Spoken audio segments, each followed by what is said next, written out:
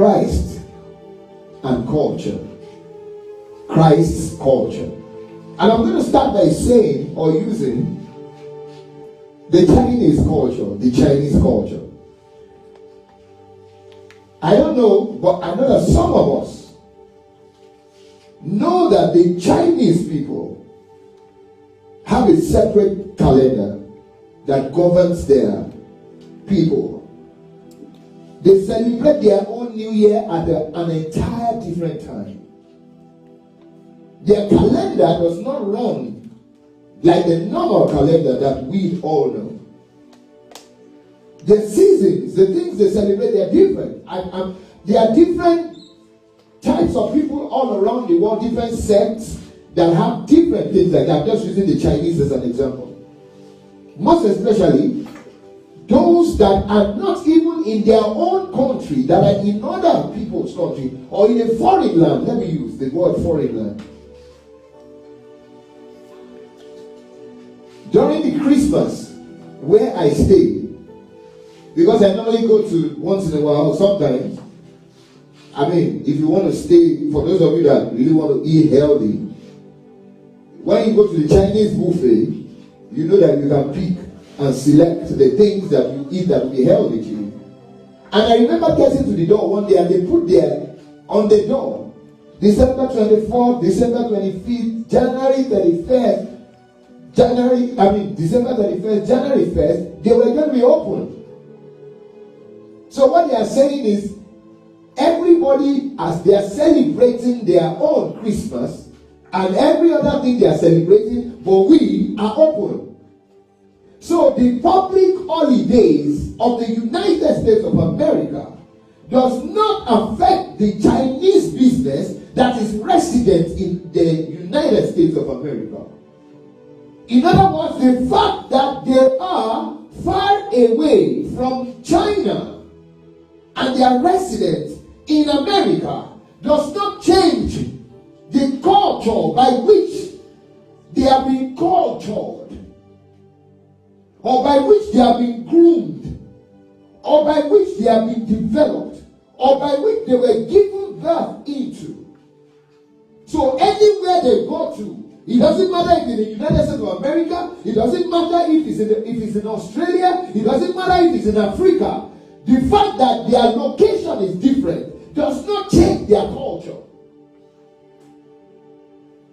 And that brings it back home to many of us who claim to be children of God, or we claim to be born again, or we claim to be filled with the Spirit of God, yet we are ashamed of our culture as a Christ-like being, whom they call Christians.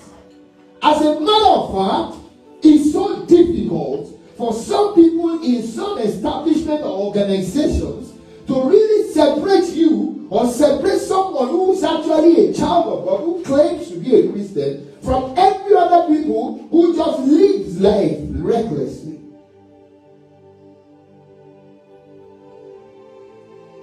I'm going to use two examples. I'm going to start with the example of Daniel, Shadrach, Meshach, and Abednego.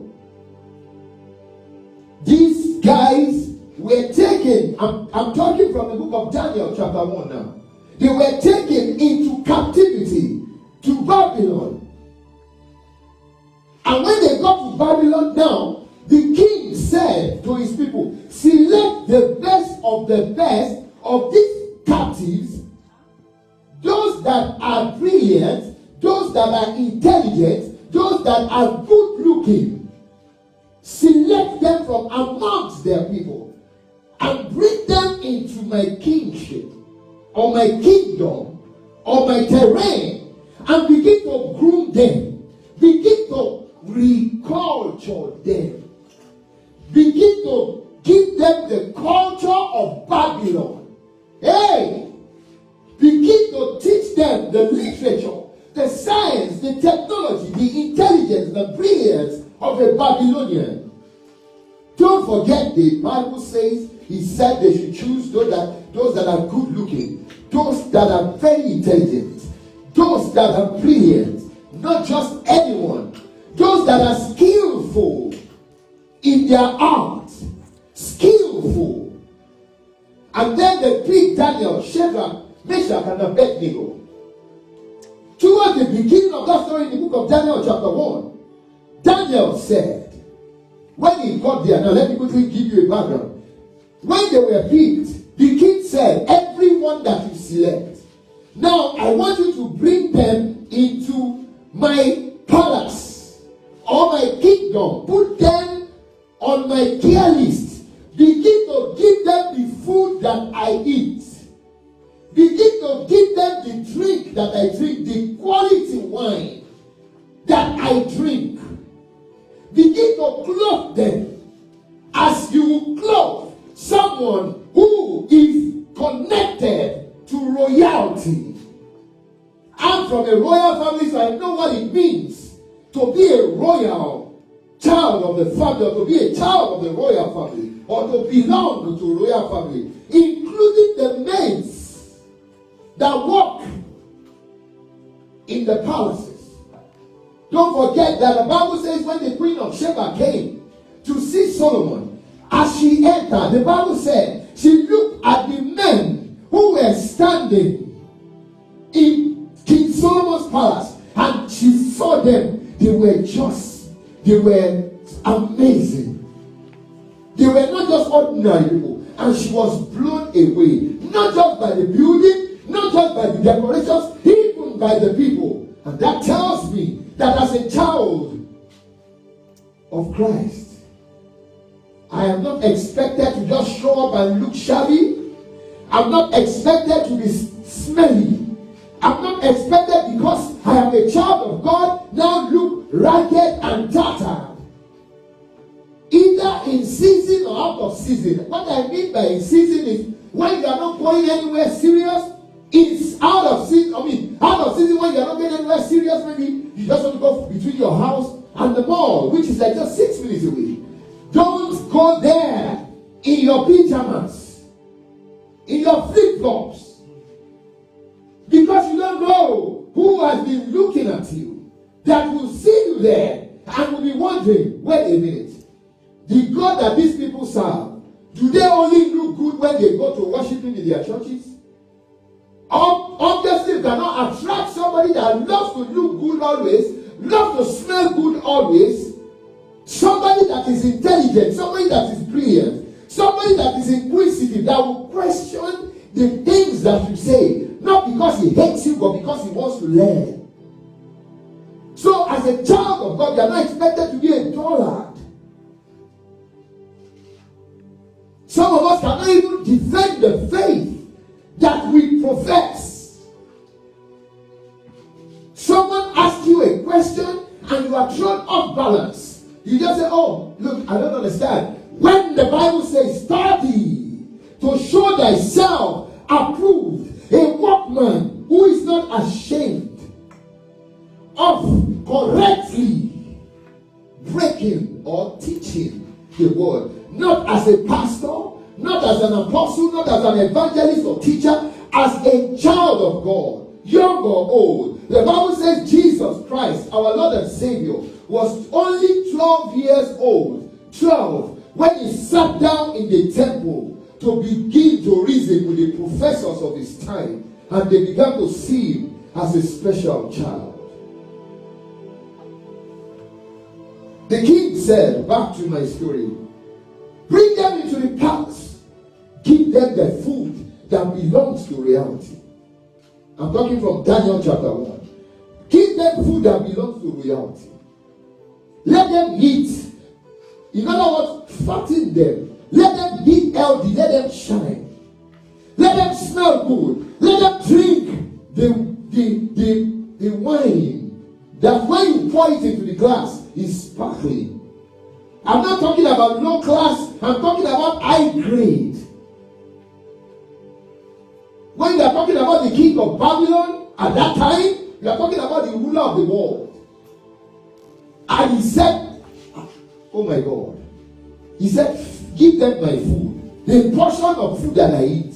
The kind of meat. Do you know what goes in the kitchen of the king? Do you know the selection that they go through? It's like the president of the United States of America says everyone that walks in the White House must eat exactly what the president eats, must drink exactly what the president drinks, must get clothing exactly from the designers that clothes the president. That's why you will never see one shabby looking person that walks in the White House just saunter out. Even footballers of nowadays, when they are not on the field, I don't know if you have noticed, they are neck up. They are looking like business oriented, not just men who are running after leather, who has no future. They are sitting down, dressed in a classroom, talking about strategies and business investment as well as their career, football. That's what they expected of you as a child of God. You are not supposed to be a pushback. You are not supposed to be, okay, it's because you don't have anyone to use, so that's why we just pick you. Hey, you are expected to stand out because he that is on the inside of you is the one that controls everything, only if you give him attention. And in this new year that we are entering into, according to the calendar of men, this new year that you are stepping into, you need to stand out as a child. Things are not going to get better.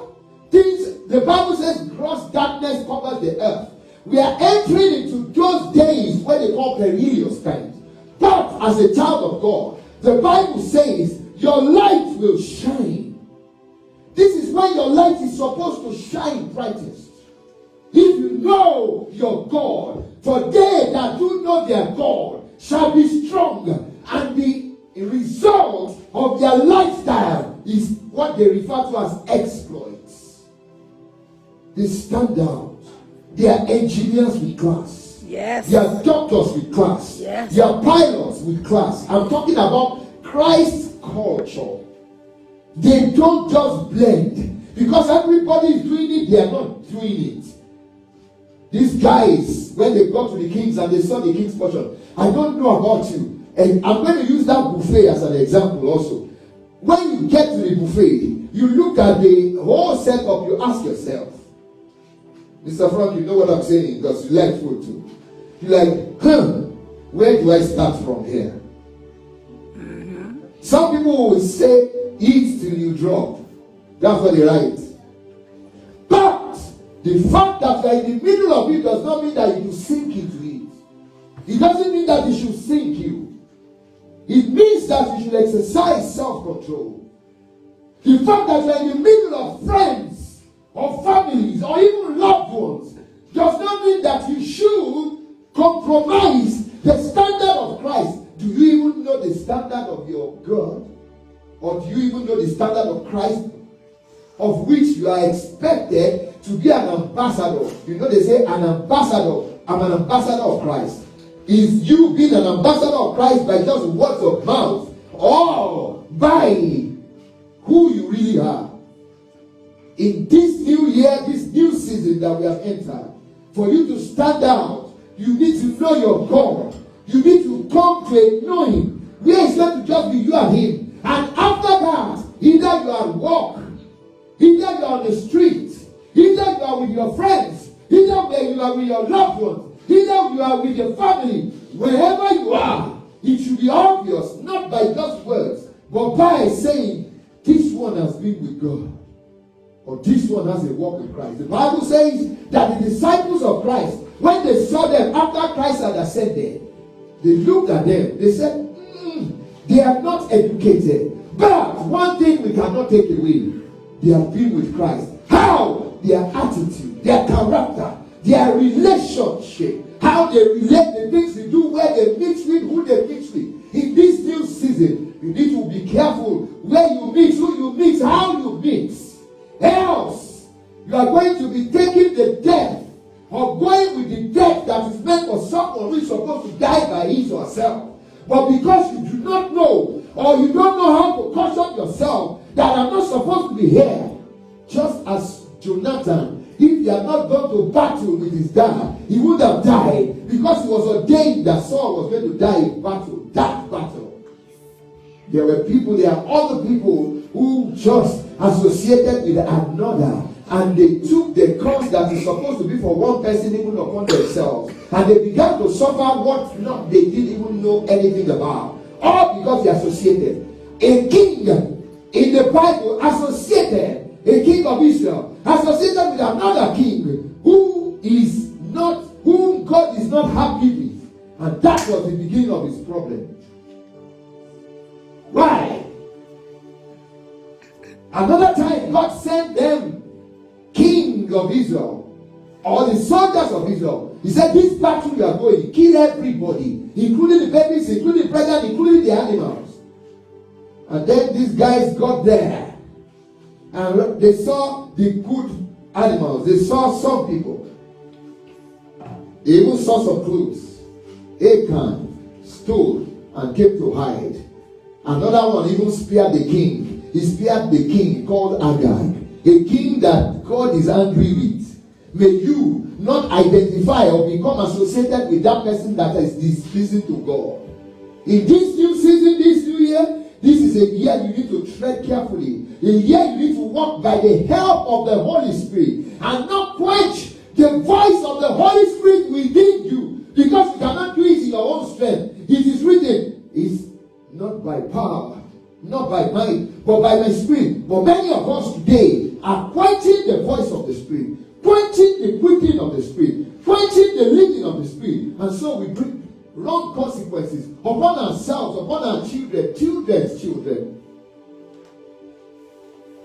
Daniel went to the head of the person that was in charge of them, whom the king gave instructions to be feeding them. In Daniel chapter 1, Daniel said to him, you know what, please, because of our culture, please, can you spare us from eating all this food, this drink, and just be giving us vegetables and water? Because most of these things that we are about to give to us, our God has given us instruction not to eat. And we don't want to defile ourselves. Even though they were in foreign lands, how many of us will leave home, probably change states from our parents' location to a location that where you become alone, and then you think freedom has come. And then you begin to live riotously.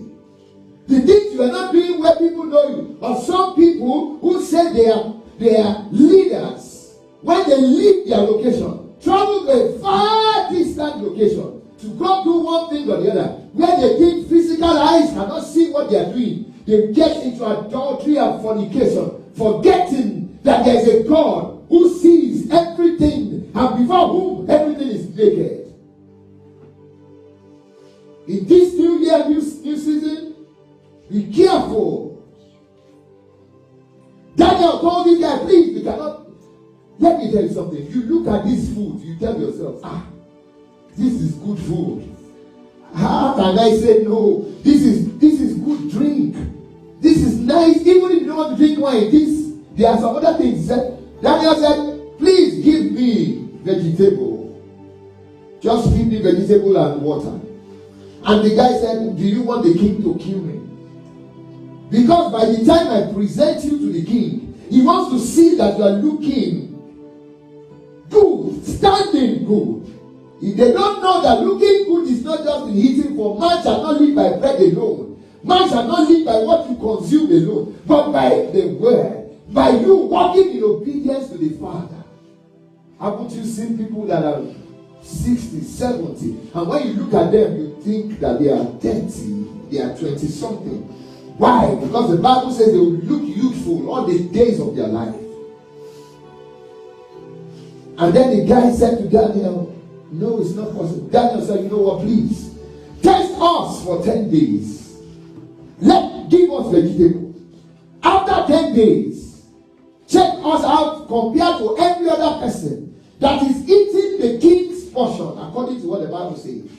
Eating the king's portion, drinking from the king's portion. The Bible says after 10 days, they came out and they were tested. And the guy saw that, Daniel and the three other guys, Shadrach, Meshach, and Abednego, were standing shoulder tall, looking attractive. The glory, of course, they didn't use the glory, but they They were far better than the ones that have been indulging, eating and drinking the king's portion.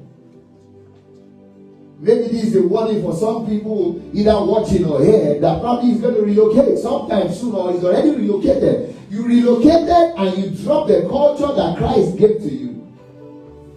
You relocated, and because you are where you think people don't know you, you have begun to engage with things that are not in the culture of Christ for your life. Some of you drop that culture because of your friends, because of peer pressure from your friends.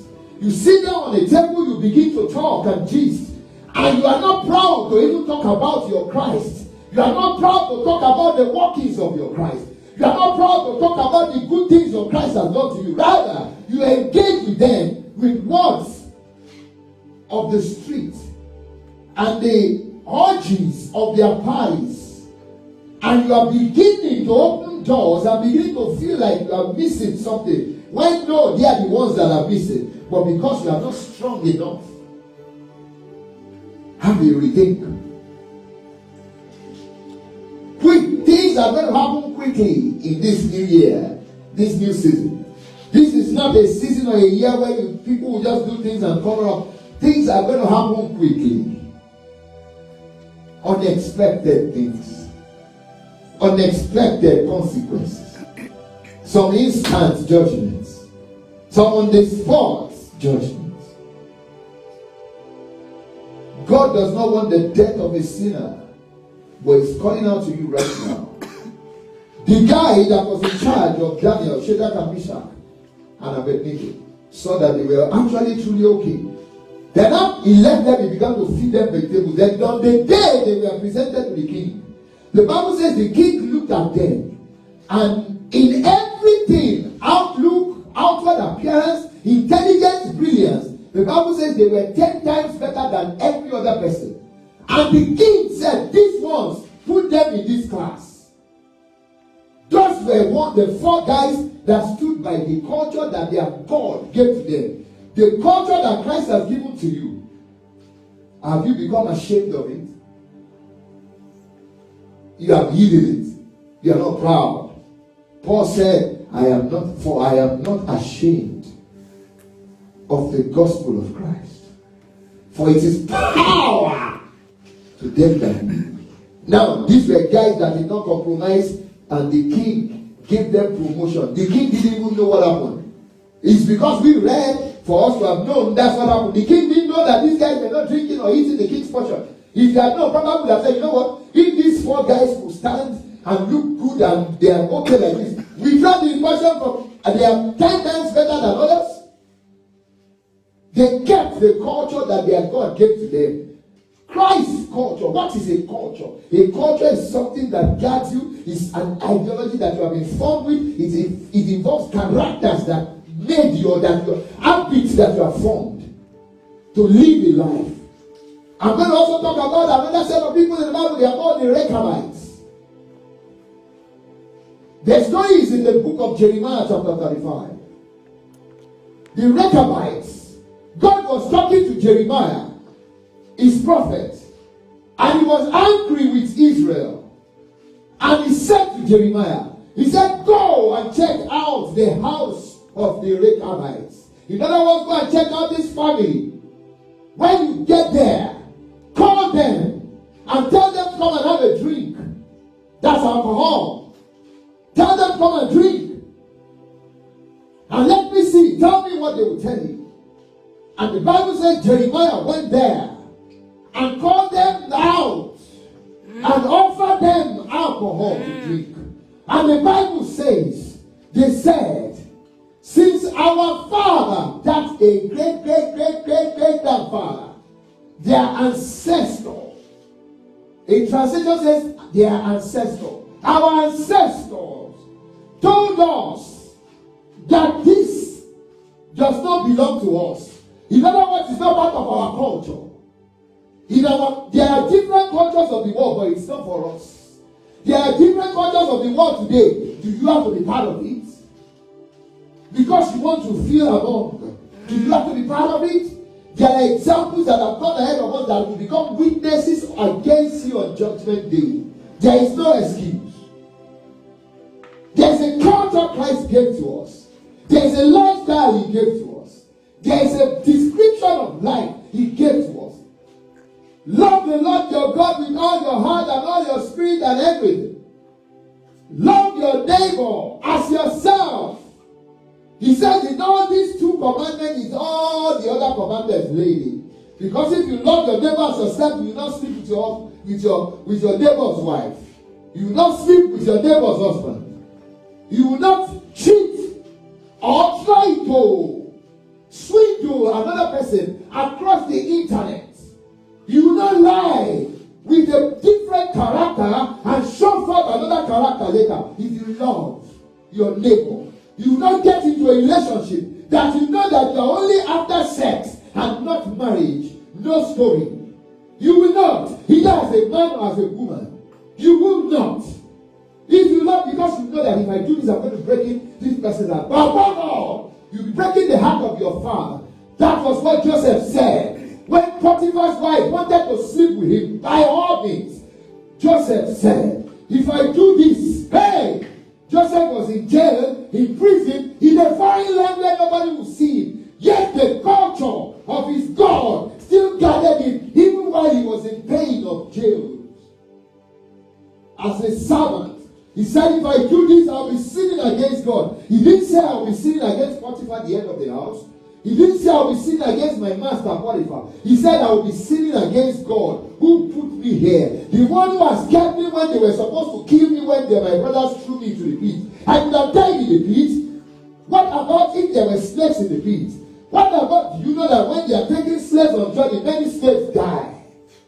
They drop off from hunger, from weakness. But the culture of Christ was in Joseph. If I do this, I'll be sinning against God. What guards you? That's why the scripture says, where there is no vision, the people cast away restraint. What is a vision? A vision is my God has told me to love him with all my heart, all my spirit, all my soul, all my body. So I have to continue to love him. My vision is that he said, love my neighbor as myself. So that is a vision. If that is a vision, then I will not do anything to contradict this vision. Because my master said, if you love me, that's Christ, you will obey me. But many people are compromised today. Every year, by man's calendar, you make resolutions after resolutions. You make decisions after decisions. But you keep going back to status quo. Why? Because you have been trying to do it in your own strength. You have not allowed the Holy Spirit to help you. And that Holy Spirit resides on the inside of you. He has been there, but you have been tying his hands because you never listened to him. You have been quenching his spirit, as according to 1 Thessalonians chapter 5 verse 19. He says, don't quench, do not quench the voice of the Spirit that's on the inside of you. Do not kill it. Do not shut it. Do not shut the mouth of the Holy Spirit that's on the inside of you. That's your life. That is your God. That is your navigator. That is your GPS. Life GPS. Because when you make a mistake, he will reroute you. When you need help, he will tell you where help is available on the GPS. When you are traveling, you are looking for the nearest gas station. You are looking for restaurant. You are looking for, and on that GPS you just click. The real GPS is the Holy Spirit, and it's on the inside of everybody. It's just that some of us have killed or quenched the voice of this Spirit. In this new year, this new season, as you step into it, if you have quenched that Spirit tonight, it's coming upon you afresh, alive. Coming alive in you afresh. His strength is coming upon you afresh. Jeremiah got to the Rechabites' house, offered them alcohol, and they said, our ancestors commanded us years ago never to touch this. In other words, the culture given to us does not permit us to take this. And ever since then, we have never touched it. And God said to Jeremiah, can you see? Can you see? I talked to my own children, the Israelites. I gave them my culture, but they keep and rejecting my culture. Look at these ones. Their ancestors gave them instruction, and they have not failed their ancestors for once. They have never failed their ancestors once. Guess what God said? God said to Jeremiah, tell them, hey, because when you are obedient to God, you will be rewarded. And we are not talking about reward that perishes. We are talking about lifelong rewards. God said to Jeremiah, tell the house, tell the Rechabites, that forever, to the end of the earth, there will always be a Rechabite standing before me. That, what you know what that means? There will always be, as long as there's a representative of Rechabite before God, God is happy. Because God is always remembering. He said forever, they will always have somebody standing. In Israel today, I'm talking about right now, 31st of December 2021, if you go to Israel, and you go on a tour there, they will show you the house of the Rechabites, and they are still living there today. Till today. How many of us have killed dreams, killed visions, killed our children, our children's children? Some people even brought curses on their children's children. So many children today are suffering from the sins of their fathers, of their ancestors, who did not keep the culture of Christ. But they went after idols, and then curses entered into the families and began to refrain and restrain and put sickness, disease, infirmity, lack upon the children who know nothing about the problem. What legacy will you leave? You that are hearing my voice, here or on the line, on the internet, what legacy will you leave because of your life? Whose culture will you choose? Every location has its culture. You must you celebrate everything they celebrate that you don't even understand the history? Don't you know who you are? You are in this world but not of this world. He that is in you is bigger than he that is in the world. There are many things. Haven't you seen in the Bible where God gave instructions to different people who are close to him? The Nazarenes have culture. As a child of God, you have culture. You don't know your culture? Two things. Love the Lord your God with all your heart. I just want to make it simple for you. Love the Lord your God with all your heart, all your soul, all your strength, all your spirit. The truth is, if you are investing your strength to do the things that brings pleasure to God, you automatically cannot sin against him. And if you are loving your neighbor as yourself, you automatically will not do anything to hurt your neighbor before the Lord. Where is the culture of Christ in your life, in your family, in your business, in your education? I just spoke about the Chinese. They have their Chinese calendar. Everything. They have their dates separately. It doesn't matter where you find them. I spoke about Daniel, Shadrach, Meshach, and Abednego, and how they got promoted. Daniel outlived every king that was available in his time. Now I just spoke about the Rechabites in Jeremiah 35. What culture? Are you still going to frustrate the culture that Christ has given to you? You are a Christian, having the form of godliness, denying his power. I'm not talking about the power to heal the sick alone. I'm not talking about the power to raise the dead. I'm not talking about the power that delivers. I'm talking about the power that makes you live holy. The power that makes you walk before the Lord and you are pleasing to him. The Bible says, and when the Holy Spirit is come upon you, you shall receive power. We have received power. Some of us have received, some of us have not. But the ones that receive, they are quenching. Why? Because we choose. We choose that which is sweet to our flesh. Because the God that is physical is not present to look at you and give you a knock. Because he's a gracious God.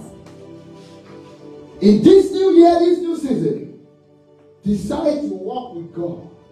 Decide to take the culture of Christ in your life.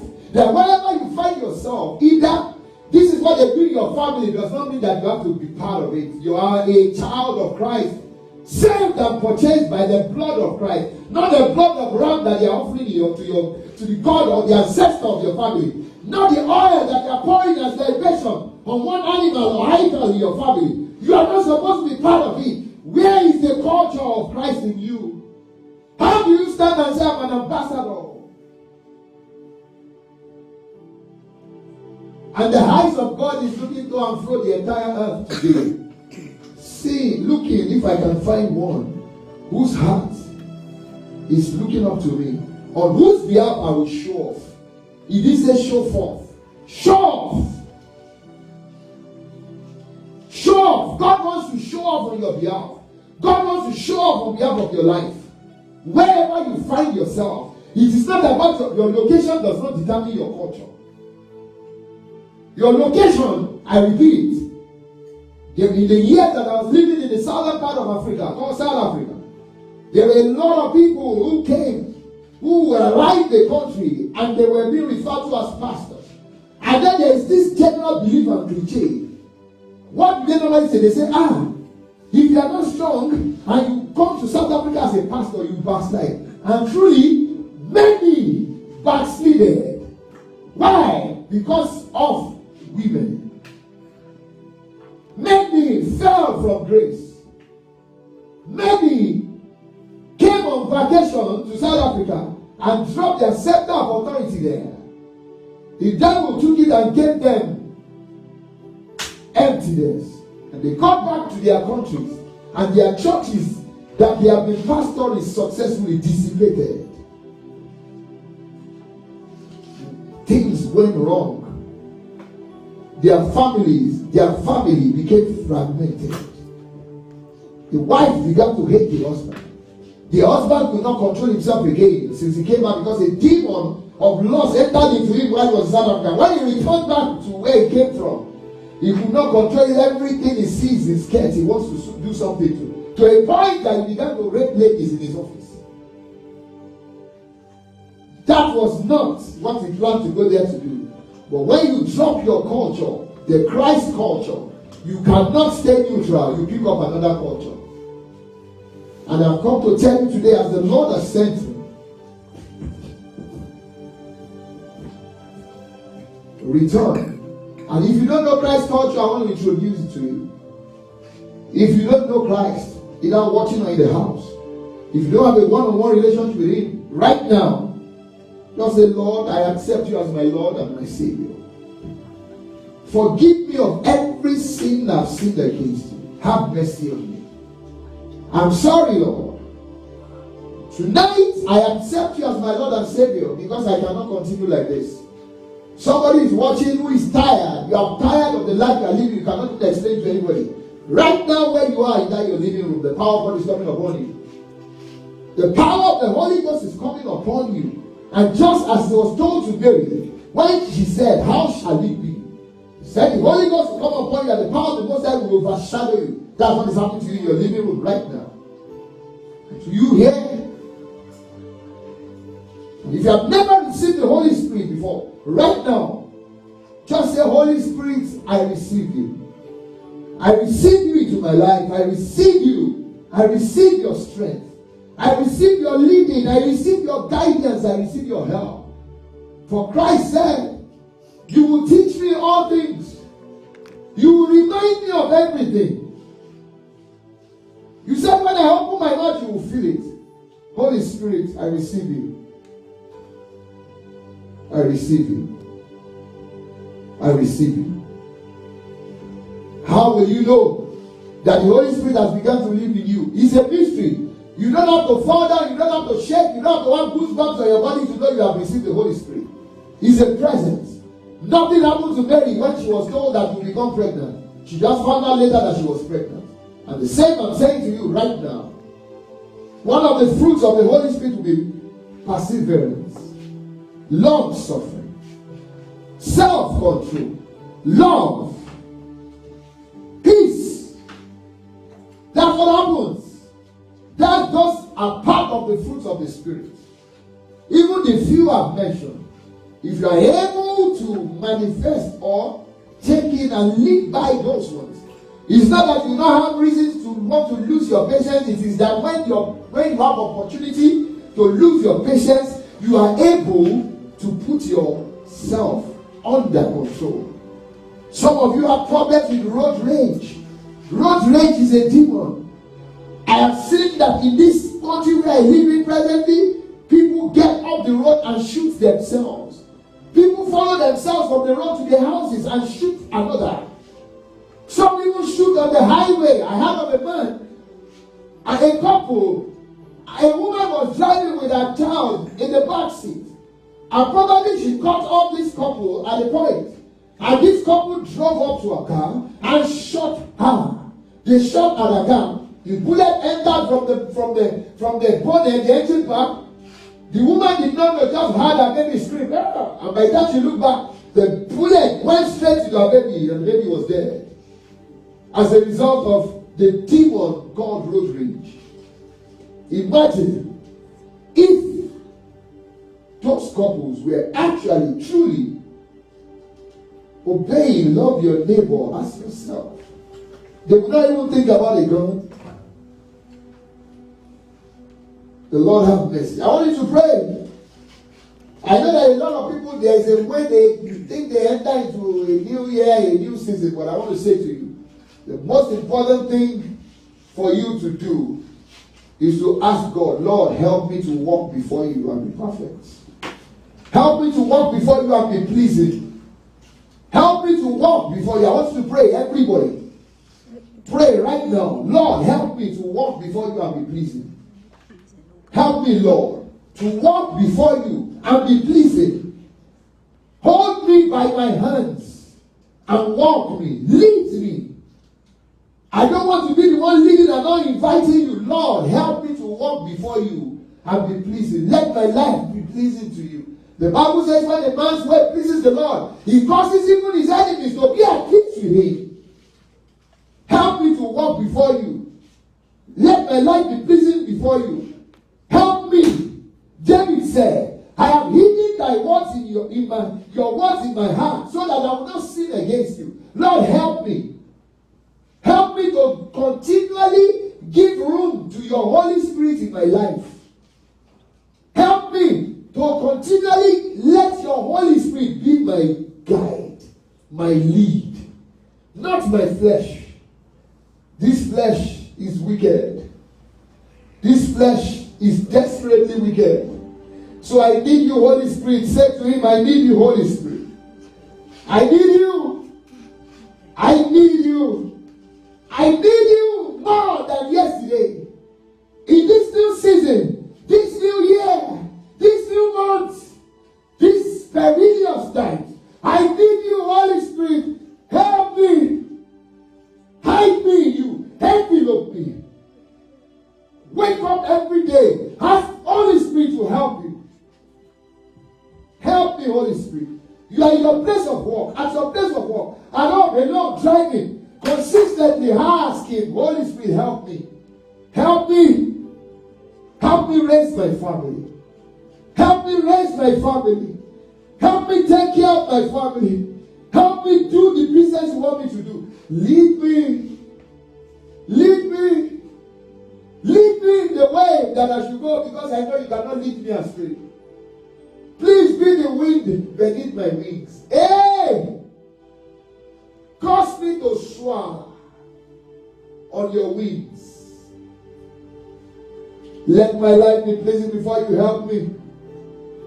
Deliver me from my own understanding so that I can trust in you completely. Deliver me from myself. Self-reasoning. Reasoning you out. Deliver me and let me take your reasoning, Holy Spirit. Do not let me quench your voice in me. 1 Thessalonians chapter 5 verse 19. He says, do not quench, subdue, or be unresponsive to the working and the guidance of the Holy Spirit. I just read the Amplified Translation. Do not quench, do not subdue, or be unresponsive. Pray, Holy Spirit, help me to be responsive to all your promptings. is very important. That's a beautiful prayer. In this new year, Holy Spirit, help me to be responsive to all your promptings. Let me not subdue any of your leading.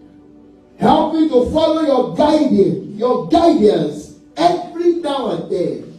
In season, out of season, when convenient or not convenient, when I understand it or when I don't understand it. Help me. Help me. Help me. Help me, Holy Spirit. Help me, Holy Spirit. Help me, Holy Spirit. Help me.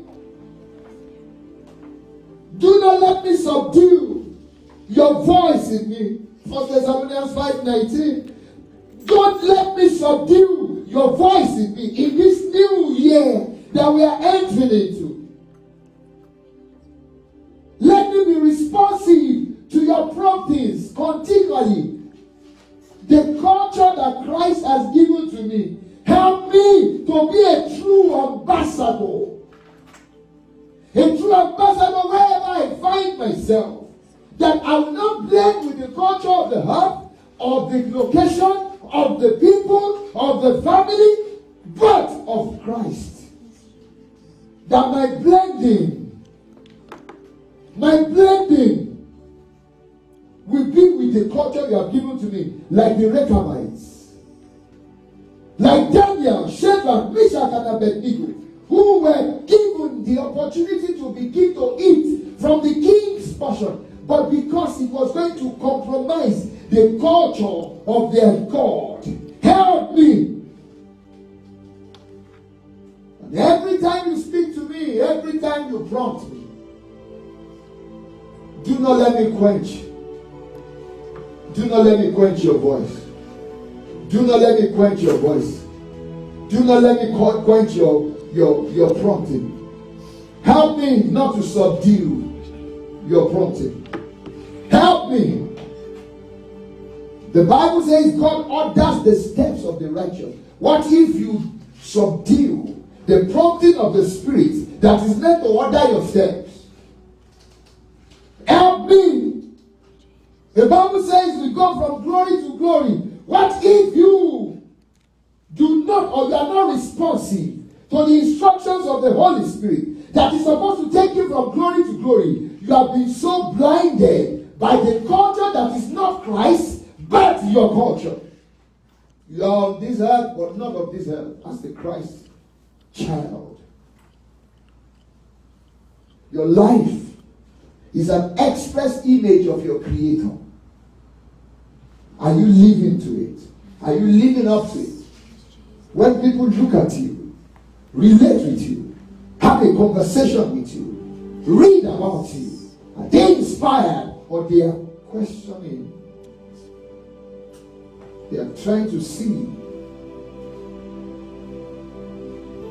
The Bible says they saw the disciples. They are not educated, but by their character, by their lifestyle, by their conversations, by the things they are doing, they have been with Christ. Can that be said of you? That's Christ's culture. Not the culture of where you find yourself. The three Hebrew boys, including Daniel, making four, found themselves in Babylon. But Babylon did not determine their culture. Their Christ or God culture governed them. They did not frustrate.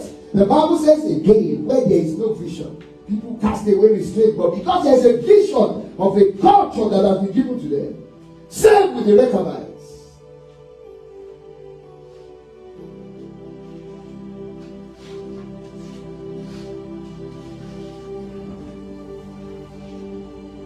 I need you more than yesterday. I need you more than words can say. I need you more than ever before. I need you more.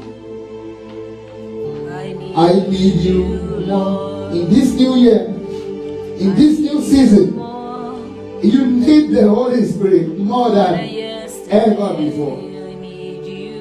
We are in the perilous times. Your feet will slip if you don't hold on to the Holy Spirit. You will make decisions based on your flesh if you don't have yourself soaked in the Holy Spirit. I need you, Lord. I need you more. More than yesterday. I need you more. More than words can say. I need you more than ever before. I need you more. Holy Spirit, I need you. Now, Holy Spirit, come and take your place. Come and take your place. Oh Lord, come and take your place. Oh Lord, in this life, come and take your place. In this life, come and take your place.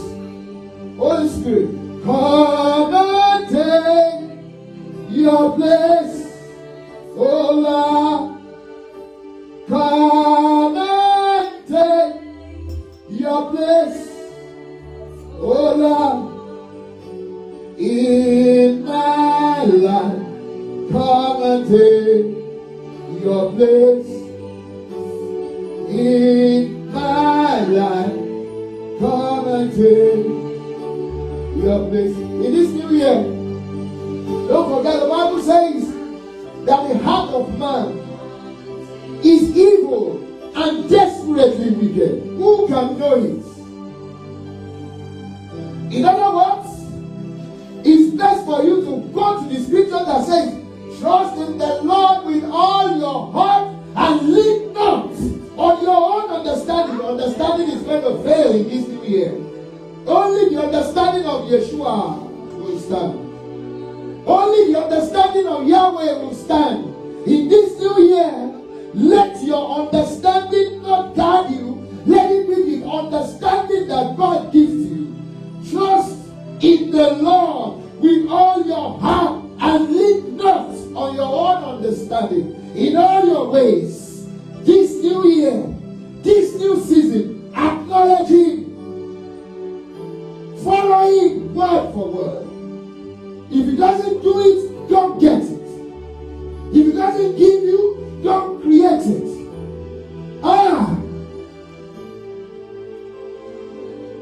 I said it in November when we came back from the Nigerian missionary trip. I'm going to say it again. I said we are entered into a season where you see people are going to die. Young people. But they that do know their God, they will be strong. And only those who know their God are going to be strong and will stand in this new year. It's not about your connection. It's not about who you know. It's about the God on whom you are standing that will make you outstanding or make you stand out.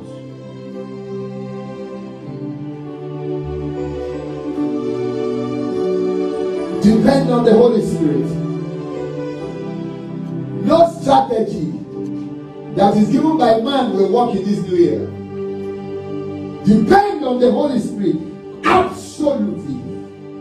Be like Peter, that Jesus, after he said, Lord, if it be you, ask me to come.